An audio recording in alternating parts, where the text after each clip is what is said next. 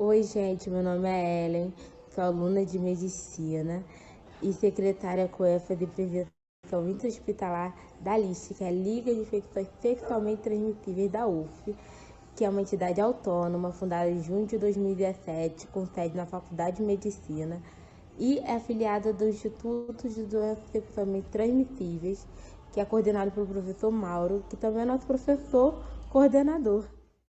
Oi, gente! Para quem não me conhece, meu nome é Marina e eu sou secretária de Pesquisa, Ensino e Extensão da LIST, a Liga de Infecções Sexualmente Transmissíveis da UF. E a pergunta que não quer calar é: você sabe o que é uma liga? Você gostaria de debater e estudar assuntos do seu interesse? Você gostaria de ouvir profissionais que têm paixão por aquilo que eles fazem, ensinando isso a vocês? Então, você deveria participar de uma liga. Na Liga, nós desenvolvemos trabalhos que estão em volta dos 3 eixos que regem uma universidade, né? Que é o ensino, a pesquisa e a extensão.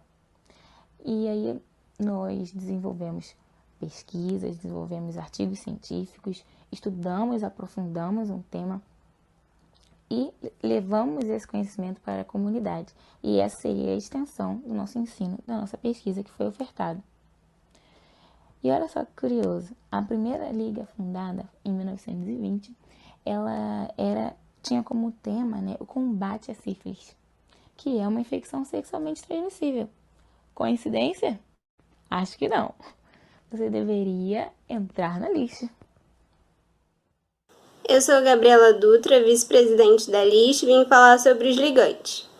Os ligantes têm sido selecionados a partir do nosso simpósio que acontece anualmente. Eles podem ser alunos tanto do curso de graduação de enfermagem como da medicina da nossa universidade. Uma vez ligantes, eles podem participar das nossas atividades. Geralmente são aulas de 15 em 15 dias que estão sendo feitas a partir dos nossos webinários atualmente.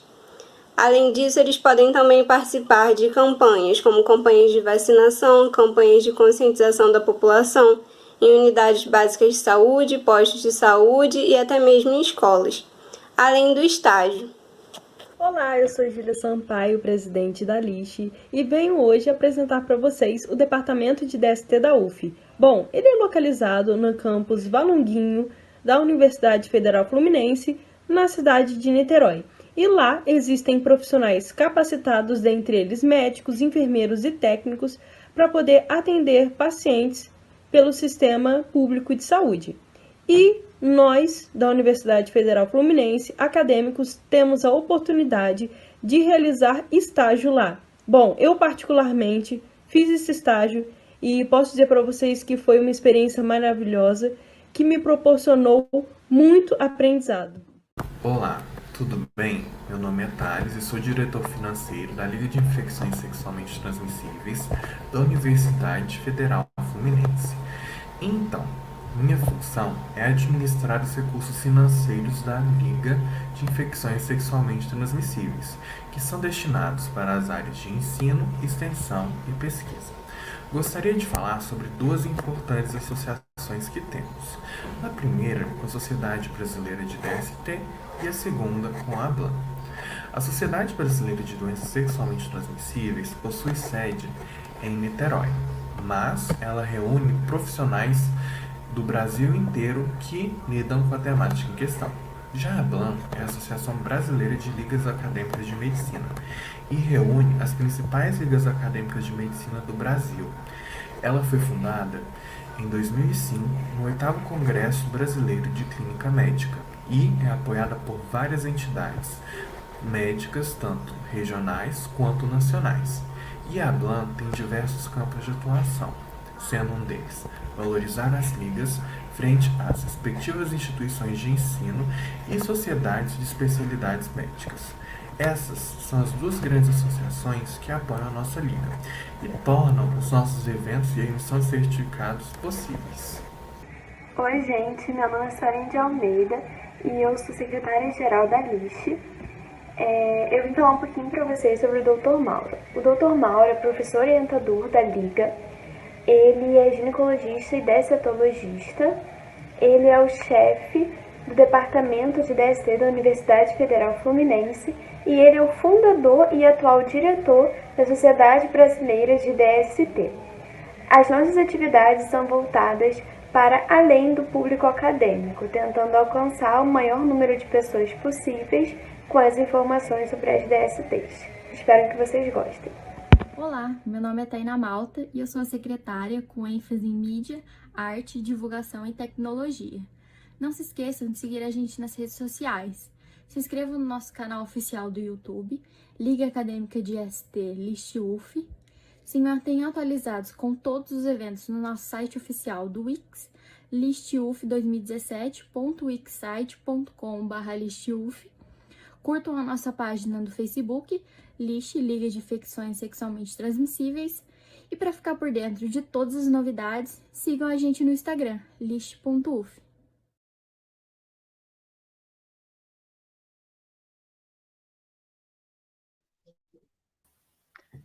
Olá! Ai, meu Deus. Olá! Boa noite! Estamos aqui para mais um evento da mais amada do Brasil. Pode falar, Marina. Oi, gente, tô aqui de novo com a minha duplinha, Ellen, pra gente apresentar mais uma live, como a Ellen já falou. Hoje o tema é muito importante, ainda mais se você se interessa por infecções sexualmente transmissíveis.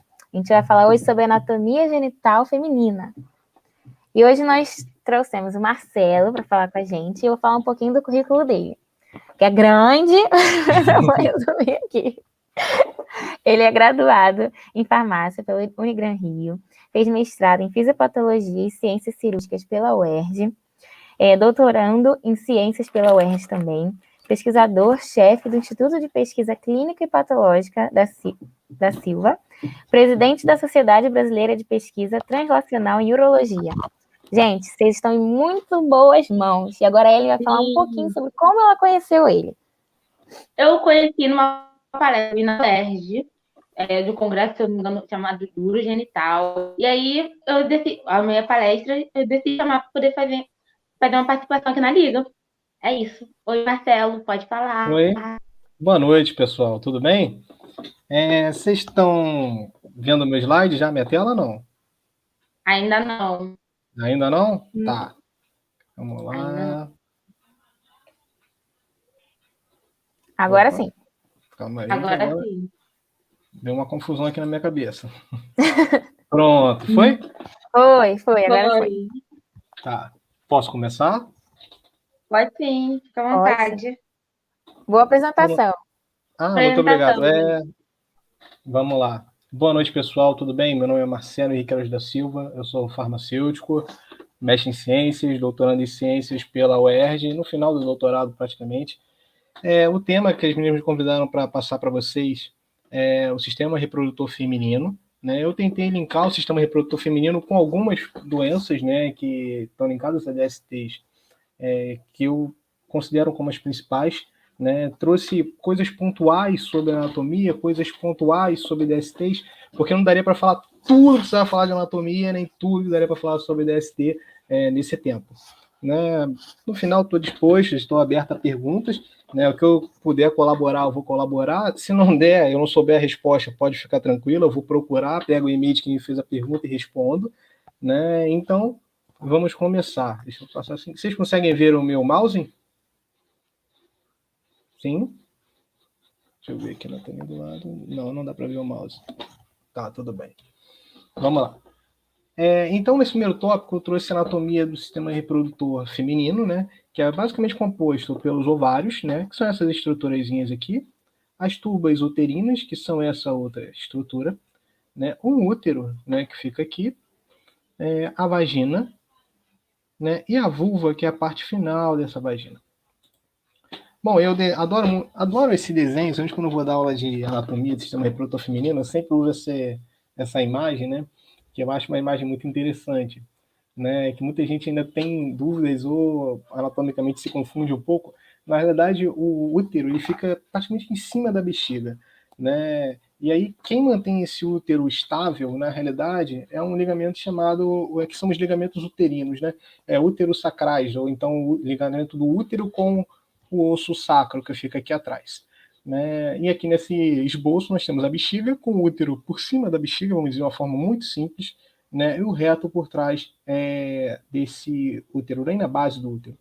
Né? Isso que permite também, né, que quando a mulher está gestante, né, aquele feto se desenvolva praticamente em cima da bexiga, diminuindo o volume da bexiga da mulher durante a gestação. Por isso que a mulher grávida vai ao banheiro muitas e muitas vezes, né, aumentando praticamente a micção. Né? Tem alguns ligamentos que eles são importantes quando a gente fala do sistema reprodutor feminino, né? O ligamento redondo do útero, né, que ele praticamente prende o útero à parede abdominal, né? O ligamento útero-ovárico, né, que ele prende tanto os ovários ao útero, né? Nós também temos o ligamento útero-sacral, né, que é aquele que eu mostrei no slide anterior, que literalmente trava esse útero na parte posterior, do útero, né, parte anterior do sacro. Bom, nós também temos outras estruturas, né, que ficam bem clássicas, né, que fazem parte também desse arcabouço de ligamentos que suspendem esse sistema reprodutor feminino. Né? Nós temos o ligamento útero ovárico, né, que nós estávamos falando anteriormente, que ele prende o ovário ao útero, né? O ligamento suspensor do ovário, né, que ele vai travar também esse ovário na parte superior, né? E aqui nós temos o ovário direito e o ovário esquerdo. Né? Também é muito importante, as pessoas geralmente confundem um pouco, né, sobre a própria vascularização uterina, né, tanto uterina como ovariana, né, ovárica.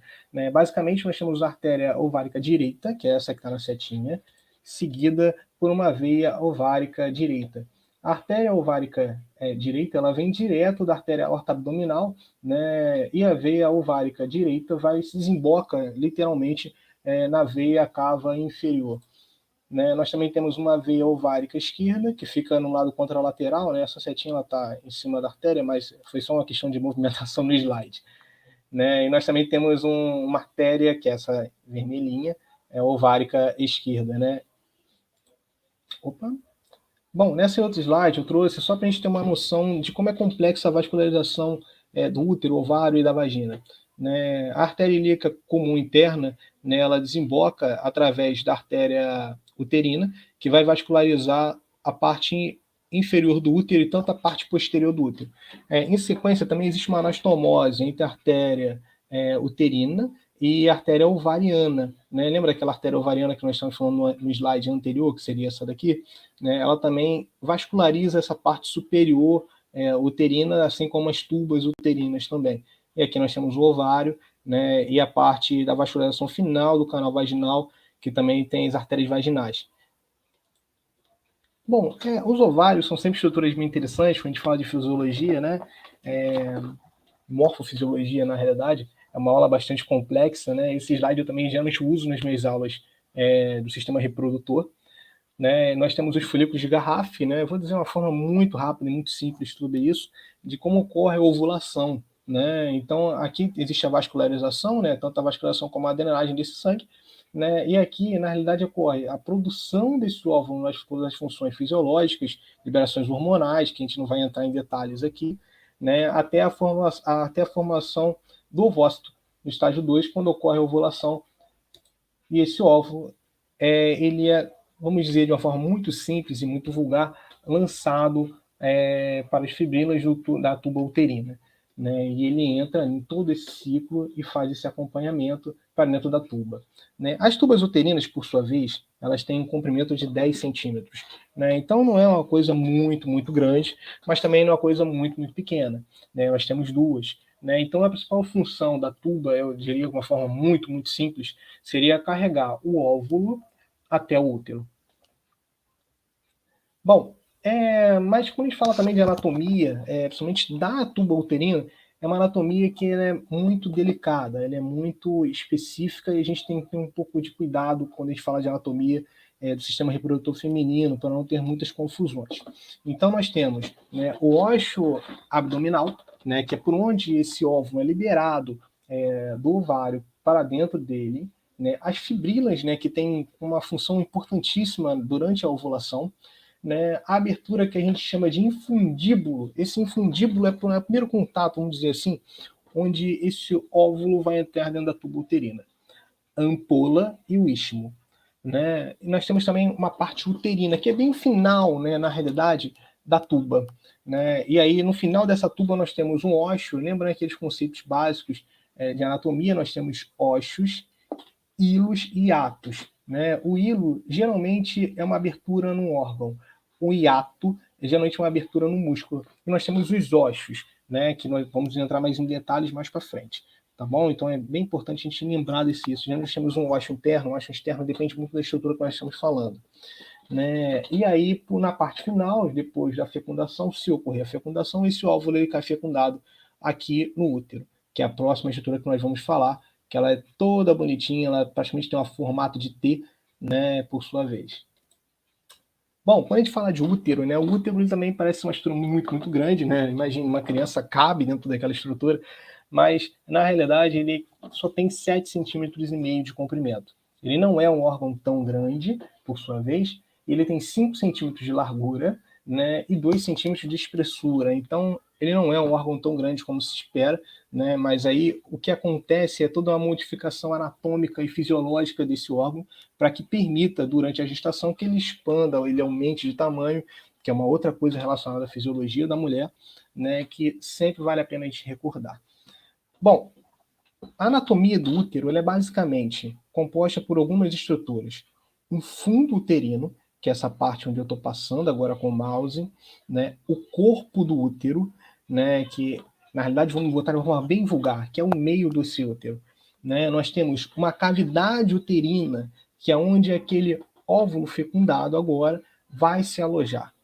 Nós também temos um istmo, que nós vamos falar mais à frente o que é esse istmo, né? O cólon uterino, que é fundamental quando a gente vai falar de DST. É por lá que a gente vai entender e compreender qual tipo de DST está acometendo, ou então está, vamos dizer assim, estaria, não vou escolher uma palavra muito simples, né? Infectando essa mulher. Bom, e nós estamos no parte final, um canal vaginal, né? Então, só para recordar, um fundo, um corpo, um colo, um canal vaginal. Dentro da cavidade interna desse útero, nós temos a cavidade uterina e um istmo. E aqui lateralmente a tuba que nós vimos na parte anterior, no último slide, se não me engano. Bom, nesse desenho, né, aquele arcabouço, que lembra aquela primeira imagem que eu trouxe para vocês, o fundo, então, ele fica nessa estrutura, depois o corpo, né, nessa parte maior, vamos dizer assim, um istmo que fica bem nessa região, né, uma região supravaginal, que ela fica antes do canal vaginal. A entrada do canal vaginal, que a gente vai geralmente linkar ele ao colo uterino, que é o próximo slide que nós vamos falar. Bom, então esse útero, basicamente, internamente, ele é composto por 3 grandes estruturas, né, que geralmente geram muita confusão, né? Primeiro, um perimétrio, né? O perimétrio é uma camada de proteção externa desse útero, né? Basicamente, todos os órgãos têm, anatomicamente falando, estruturas de proteção, né? Arcabouços de proteção para órgãos. Então, o perimétrio é a estrutura que protege esse útero de ações externas.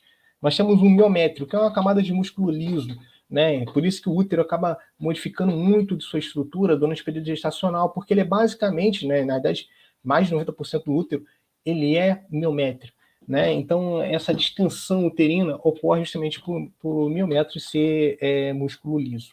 Nós temos o endométrio, que é uma camada mais interna desse útero, né? E o endométrio ele tem 2 funções primordiais e 2 camadas que são fundamentais durante todo o processo de ovulação. Uma camada funcional e uma camada basal, né? A camada funcional é aquela que se modifica o tempo todo durante a modificação, né, do corpo daquela mulher no período de ovulação dela.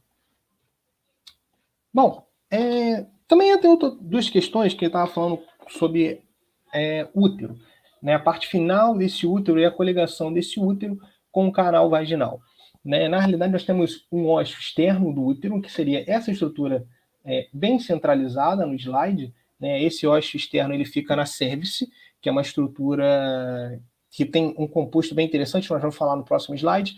Nós temos uma parte anterior da foice, da fórnice da vagina, né? E uma parte posterior, né? Que fica bem atrás do reto. Bom, a cervice, então, é uma estrutura interessantíssima porque nós temos uma endocervice e uma ectocervice, né? E ali, por ali você vai conseguir identificar esse tipo de infecção, geralmente por alguns exames que o médico, geralmente o ginecologista faz, né? A gente vai ter uma ideia bem melhor, né, de qual tipo de infecção, onde ocorrem as coletas, né? E exames que são bem complexos, né? E uns são muito simples, como o próprio Papa Nicolau, que muitas vezes a mulher ouve falar muito no colégio e tudo mais. Bom, e a vascularização também da vagina, né, é uma vascularização diferenciada, né, relembrando aquela anatomia que nós vimos anteriormente, mas também temos um adendo da artéria pudenda interna, né, que vai vascularizar essa parte final da vagina, né. Então, isso também é importante, falar da vascularização do canal vaginal, porque é ali que muitas vezes, né, pode ocorrer algum tipo de infecção, ou então, algumas vezes, pode desenvolver algum tipo de câncer. Vamos falar que algumas DSTs podem promover um câncer, né? Não necessariamente vai ser no canal vaginal, muitos podem ocorrer dentro do útero, ou então dentro da tuba, né? Mas é interessante a gente falar de vascularização.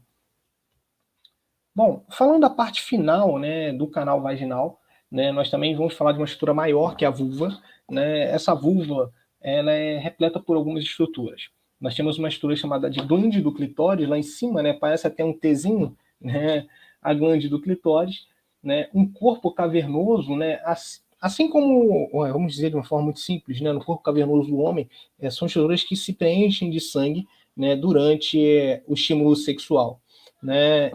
A abertura da uretra, né, um bulbo do vestíbulo, né, esse bulbo do vestíbulo também tem uma função importantíssima durante a relação, e a abertura do canal vaginal, que é essa parte final da vagina, né. Então, eu sempre, quando dou essa aula de anatomia, né, eu me recordo de um slide, né, de muitos anos atrás, né, que uma menina me perguntou, muitos anos não, deve ter uns 3, 4 anos no máximo, né, ela achava que, de fato, o canal vaginal vinha primeiro do que a abertura da uretra, né. Então foi uma grande confusão na sala de aula, mas foi engraçadíssima essa história. Então, só para recordar, tá bom? Uma coisa muito importante. Primeiro nós temos a abertura da uretra e depois a abertura do canal vaginal, tá bom? Então tem uma diferençazinha, tá, gente? Primeiro sai a vagina, primeiro sai a uretra, depois vem a vagina. Bom, de uma outra visão, a gente vai explicar de uma forma também muito simples, né, sobre as estruturas, né? Aqui em cima nós temos a glande do clitóris, como eu estava falando anteriormente, um ósseo externo da uretra, né, e um ósseo da vagina, né? Então são estruturas, sempre lembrar dessa sequência, então clitóris, ósseo externo da uretra e ósseo externo da vagina, de uma forma muito simples, não tem como errar essa regra. Bom, nessa outra imagem, é uma imagem do Gray, né, que é um livro que eu uso bastante para falar de anatomia nas minhas aulas, né? Nessa imagem mais realista, nós temos a glande do clitóris, que é essa imagem que nós vimos anteriormente. Uma abertura, então, que é o ósseo da uretra, e o ósseo da vagina, que fica mais embaixo.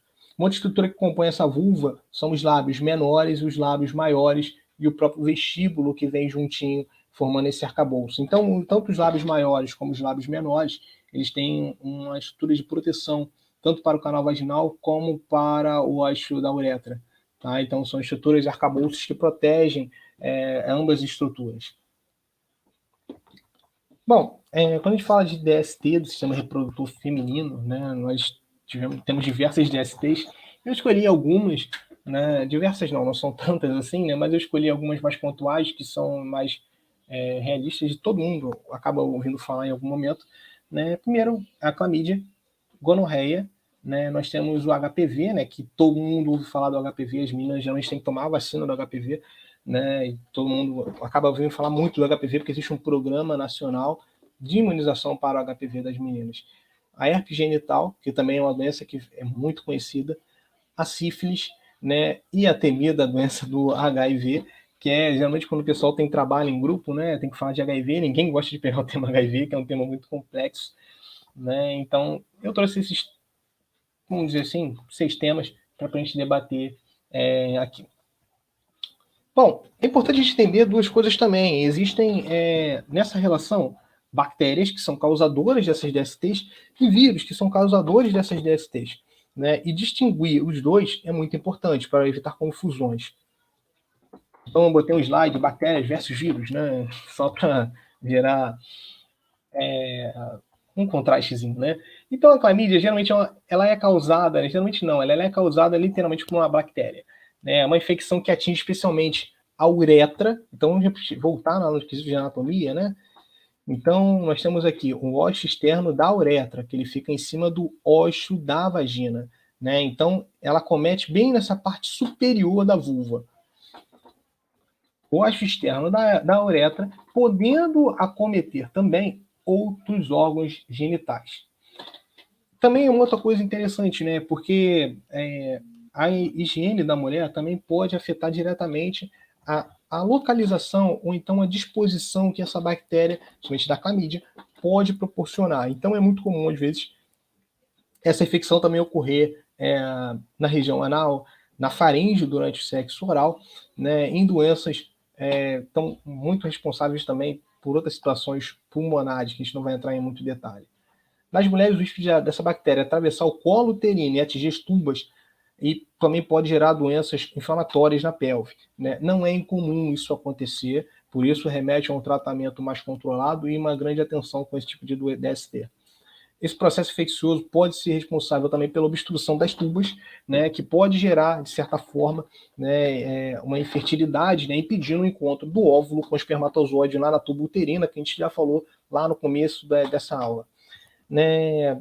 Também pode acontecer o seguinte, às vezes durante a fecundação, esse óvulo fecundado, ele não consegue migrar para dentro do útero, né, que nós estamos falando também, já falamos também nessa aula, né, podendo gerar uma gravidez ectocópica, né, que também não é uma coisa muito incomum, né, em pessoas infectadas com a clamídia. Bom, e aí também pode acontecer uma outra coisa, né? Caso a gravidez não ocorra, né, e o feto se desloque da tuba uterina para o útero, também pode acontecer uma transmissão vertical, ou seja, da mãe para o recém-nascido durante o parto. Né? Então, percebam a complexibilidade que existe na doença da clamídia. Então, existe uma atenção, deve existir um cuidado muito grande com esse tipo de patologia. Geralmente, o período de incubação dessa doença, né, da bactéria, ele é relativamente bem extenso, né? Vamos botar que sejam de 15 dias. Né? Eu falo extenso porque a gente tem outras infecções, né, que são muito mais graves, né, vamos dizer de uma forma bem genérica, né, e com um período de infecção bem menor. Por exemplo, agora temos o SARS-CoV-2, né, que é o coronavírus, né, que tem infectado de uma forma bem rápida, infelizmente, aqui na nossa sociedade. Bom, é uma infecção que geralmente também é bem assintomática, né, então que remete a certos cuidados, né, principalmente de higiene da própria mulher, do parceiro, né, que geralmente uma DST ela não é transmitida diretamente pela mulher. Muitas vezes o homem tem a doença, né, então é importante ter atenção para isso. Bom, e quando existe, né, algum sintoma, ele geralmente tem dor ao urinar, né, um aumento da micção, né, porque vamos lembrar também que a micção ela não é só uma excreção daquele líquido, vulgarmente falando, ruim que nós temos no nosso corpo. E também serve para limpar, né, o canal uretral. Né. A presença de uma secreção fluida, né, e aí é importante essa imagem que eu trouxe, às vezes ela pode ser mais leitosa ou mais viscosa. Né, então aqui nós temos uma imagem da cervice, né, e aqui bem uma excreção desse líquido, né, vamos dizer assim. E nessa outra imagem, a imagem da vulva, né, aqui nós temos o ósseo externo da uretra, na parte mais superior, e na parte inferior, né, o ósseo da vagina, com lábio menor e lábio menor totalmente preenchido por esse resquício.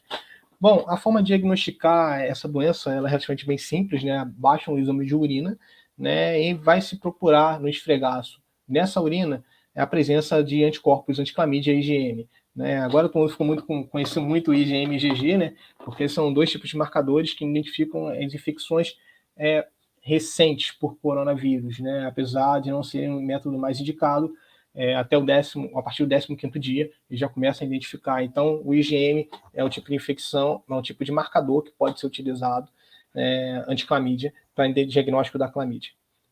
Bom, nós temos a gonorreia, né, que é uma bactéria também causada pela Neisseria gonorreia, que é uma bactéria que geralmente infecta o colo uterino, ou seja, ela passa pelo canal vaginal e acaba infectando o colo uterino lá na cervice. Né? E também pode acontecer de uma infecção anal ou então infecção oral, também infectar tanto a região do reto como da garganta. Né? E também pode acontecer em alguns casos de uma infecção na córnea. Bom, os principais sintomas da gonorreia são sintomas bem clássicos. A gente ouve falar de gonorreia o tempo todo, que é uma das DSTs mais famosas depois do HIV. Pode caracterizar por uma inflamação do canal uretral, né? Lembrando que geralmente a uretra e o ósseo externo da uretra e a abertura do ósseo da vagina são muito próximos, né? Então, às vezes, por uma má higienização dessa estrutura, pode acabar essa bactéria migrando para dentro do canal uretral. Uma dor ao urinar, porque essa bactéria às vezes migra para dentro do canal uretral e gera uma infecção ali dentro, né? E isso pode gerar um problema durante a micção, né? E uma saída de secreção purulenta, geralmente é amarelo esverdeado, né? Na faculdade a gente fala assim, é amarelo esverdeado, mas geralmente na prática, né, acaba sendo uma secreção mais amarelada mesmo, né? E essa infecção, ao chegar, ela pode gerar uma alteração, inclusive promover inflamações no ovário e doenças inflamatórias na pelve. Tá bom? Então, todo o arcabouço do sistema genital feminino pode ser infectado pela Neisseria gonorreia de uma doença não tratada. Bom, geralmente o período de infecção da gonorreia é relativamente bem curto, né? Ele varia de 24 horas após a relação sexual até 14 horas após a relação sexual, 14 dias após a relação sexual. Então, esse material geralmente é coletado, né? O paciente tem que ficar sem urinar durante 2 horas, pelo menos, de um teste relativamente bem rápido também, que a resposta sai no máximo 15 minutos. Bom, o que acontecia muito no passado é que se utilizava penicilina para tratamento da gonorreia. O que aconteceu foi, por automedicação, essa doença acabou se tornando, promovendo cepas mais resistentes à doença e acabou se tornando resistente à penicilina, né? Quando a gente fala de automedicação, a gente vê vários exemplos agora, realmente com alguns medicamentos que são utilizados para a Covid-19, como a ivermectina, a hidroxicloroquina. Então, a automedicação é um grande perigo, né? E a subnotificação por automedicação tem caído muito no Brasil, né? Então é uma coisa que a gente tem que sempre ter muita atenção quando se fala de antibióticos, de prescrição de antibióticos. O uso racional de antibióticos é uma coisa importantíssima quando se fala de patologias. Atualmente, a gente utiliza, né? Você pode utilizar dentro do hospital. Eu trabalho no hospital já tem um tempo, mas geralmente são uma dose única, ou com azitromicina, ou com outro tipo de antibiótico de terceira geração, né, que vai diminuir essa infecção e gerar um controle dessa infecção. Essa aqui é uma outra imagem, né, a gente consegue observar claramente a cervix, né, com toda essa excreção desse líquido purulento causado pela inflamação ou por uma infecção de gonorreia. Bom, o HPV, então, o papiloma vírus humano, que ele também é muito conhecido, né, tome a vacina do HPV, né, então é uma doença que ela afeta demais as mulheres, né, agora nem tanto, graças às campanhas de vacinação que o Brasil começou a ter nos últimos 10 anos, com mais ênfase e mais divulgação na mídia, né? Então, geralmente, o papiloma vírus humano, ele pode promover infecções na mulher, com verrugas na pele, geralmente caracterizadas, ou então essas verrugas também podem ser caracterizadas na região anal, oral e da uretra. Não é incomum encontrar verrugas nos lábios e na boca dessa mulher devido ao sexo oral, vamos botar de uma forma muito simples. As lesões genitais podem ser de alto risco, então a gente tem que ter sempre muito cuidado com isso, né? Porque são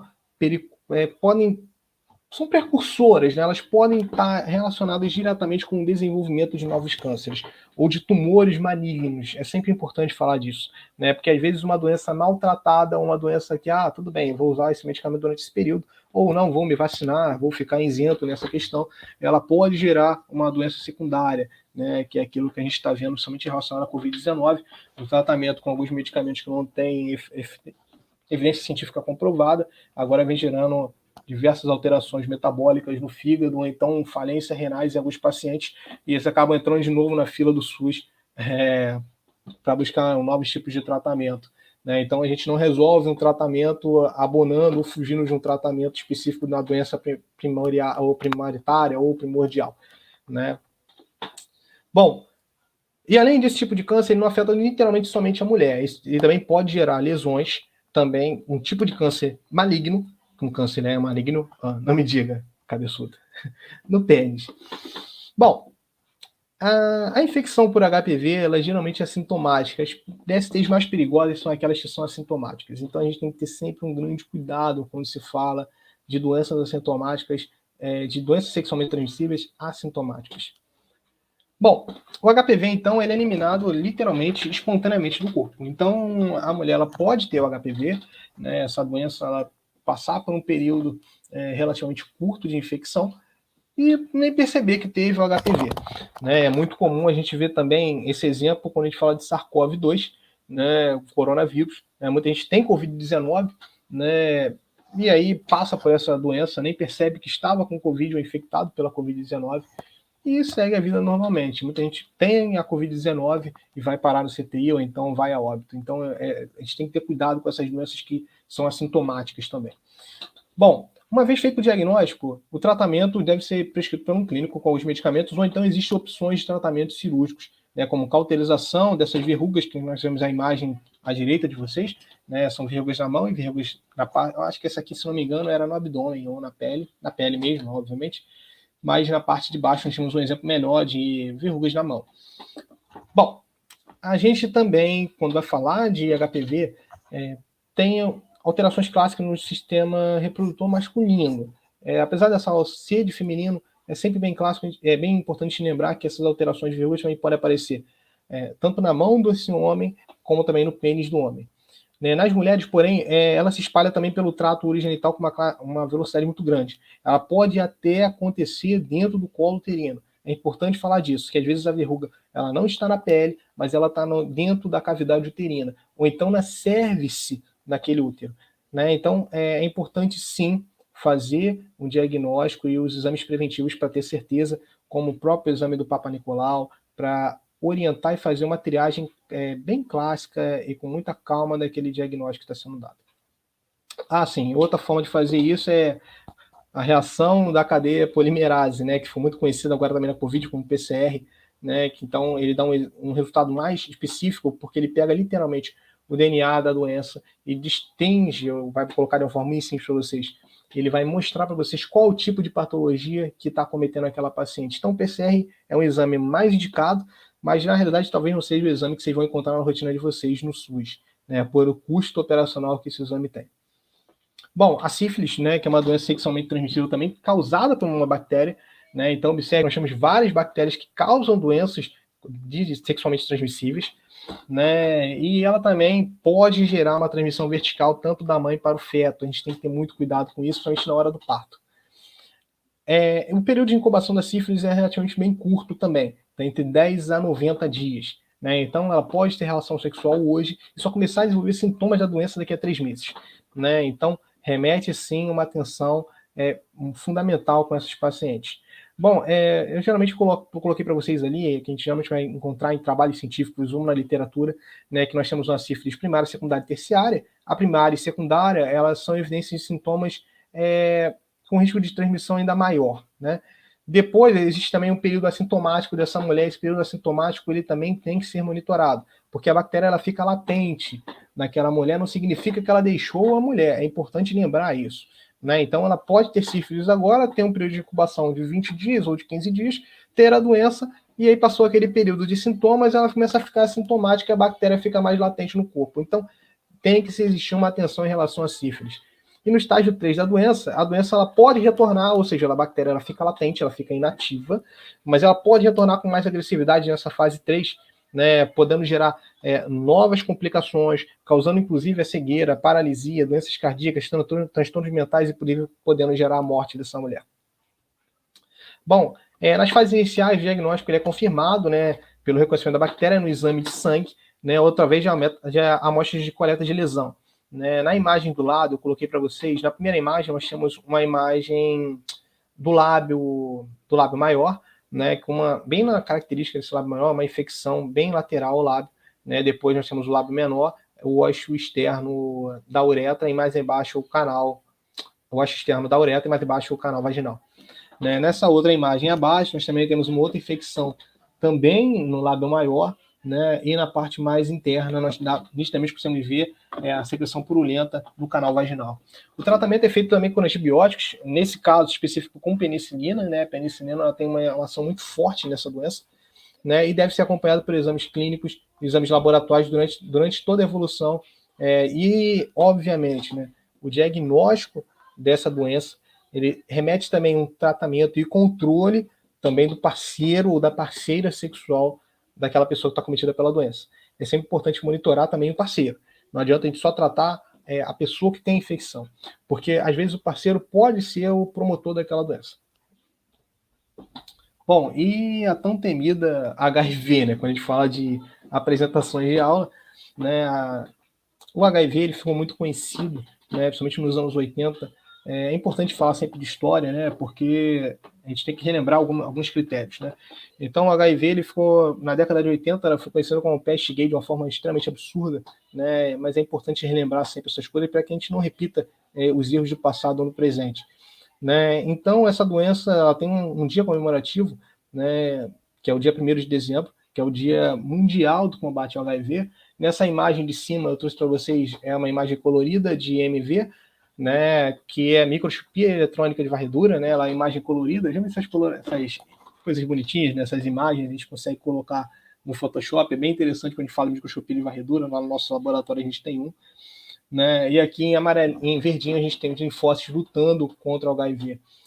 Bom, quando a gente fala também, geralmente de HIV, achei interessantíssimo, né, relembrar HIV, que eu não vi HIV há muitos e muitos anos. Né?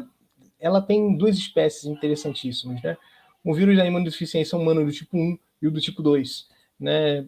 Geralmente, o VIH1, né, ele tem uma virulência extremamente elevada, uma taxa de infecção muito, muito alta e uma global, ou seja, o mundo inteiro geralmente é infectado pelo vírus da imunodeficiência humana do tipo 1. Né? E a origem desse vírus é esse carinha tão fofinho aqui embaixo, que é um chimpanzé. Né? E também nós temos também o vírus da imunodeficiência humana do tipo 2, né, que tem uma virulência, ou seja, uma carga viral muito menor, né, uma baixa uma taxa de infecção e uma prevalência somente na África Ocidental, né, que também é causada por esse bichinho fofinho aqui nessa outra imagem.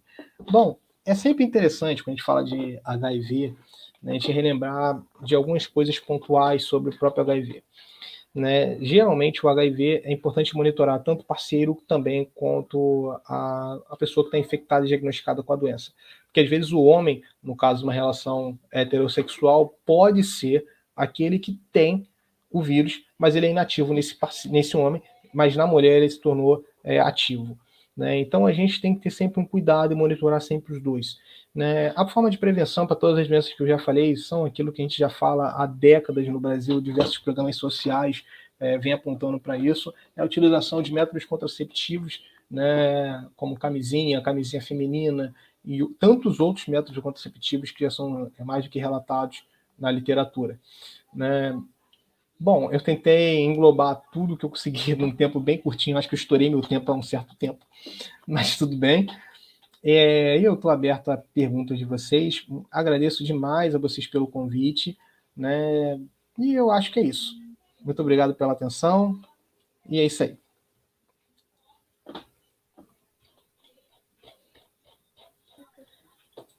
Oi, Marcelo, tá me ouvindo? Muito obrigada. Estou te ouvindo. Foi muito bom.